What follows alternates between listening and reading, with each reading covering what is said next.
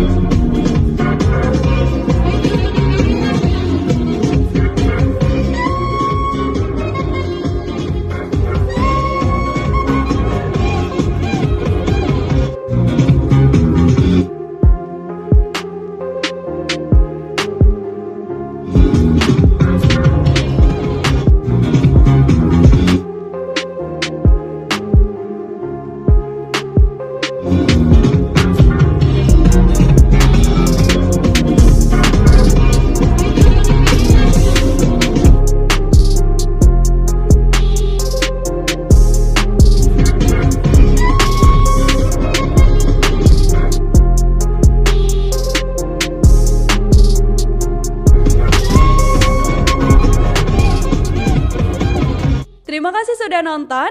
Jangan lupa like, subscribe, dan share ya.